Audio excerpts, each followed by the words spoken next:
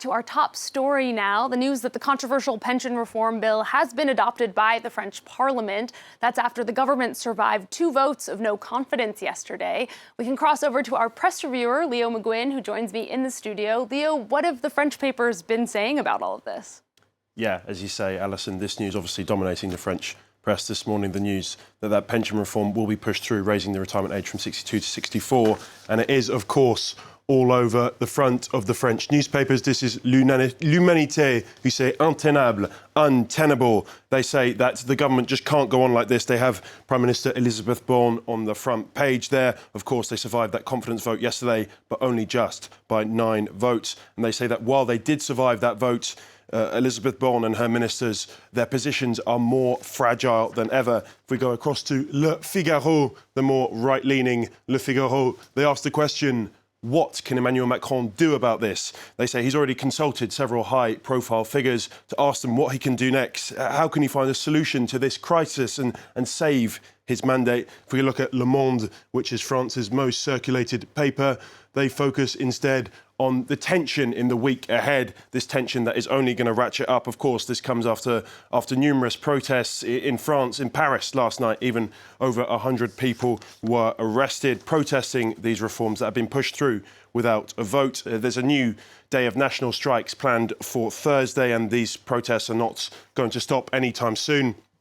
I want to show you the top trend in France at the moment, revolution, and you can see it's trending more than Kim Kardashian. That's how you know it's pretty serious. Absolutely, Leo. We're going to cross over to the channel now, to the UK, and a damning report on the Metropolitan Police. We talked a little bit about this earlier. Leo, tell us more. Yeah, if we look at the front pages of the UK press, we can see it's dominating. This is the Daily Telegraph. They talk about the Met Police. They say it's racist, sexist and broken. It comes after a report from Baroness Casey, which concluded that there's a boys' club culture within the force and warned that the force could even be dismantled if things don't change for the better. If we look at the Times, they also have it on their front page. They call the Met rotten, and they say the public has lost faith in the institution. The report recommends independent oversight to try and turn things around. They say women and children have been particularly failed by the Met in the past years. If we look at the Independent, they pose the question.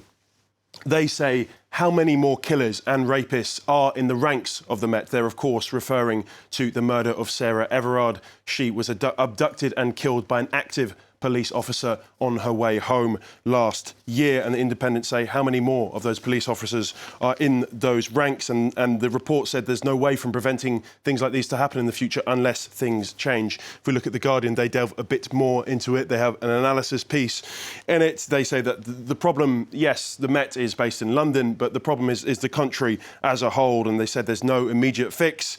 There's almost no chance of real change in the next 5 years or even 10. Yeah, police reform, a hard thing to do in the UK and in the US. Moving to Russia now, Xi Jinping's trip to Moscow, a visit to supposedly discuss a plan for the end of the war with Ukraine. Leo, what have you found papers saying about the trip?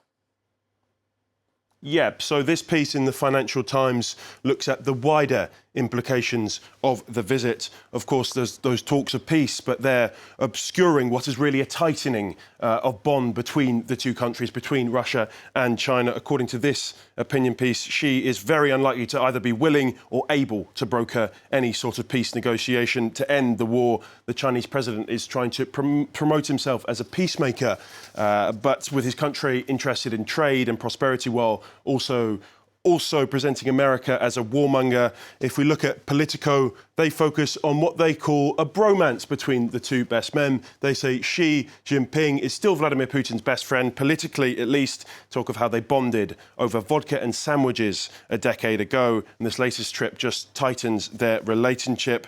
It talks about their relationship being close, but it's not exactly equal, with Xi is keen to lock in Russia as the junior partner.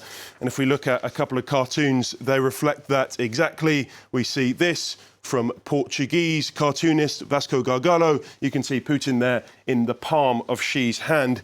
And we look at another cartoon depicting Vladimir Putin as a butler waiting on Xi Jinping hand and foot while he has his feet up on the table enjoying his trip to Moscow.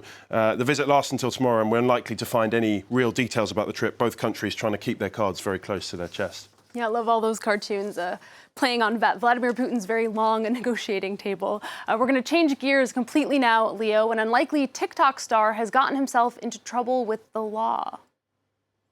Yeah, so this is the story of Nutty the nutria. If you didn't know what a nutria was, neither did I until about 2 hours ago. It's a rat-tailed rodent, looks very pretty on the front page there, found by the Lacoste family 2 years ago in Louisiana. They turned it into an unlikely TikTok sensation. Authorities ruled last week that they couldn't hold on to the nutria anymore. It had to be given up and adopted by a zoo, but there was a petition.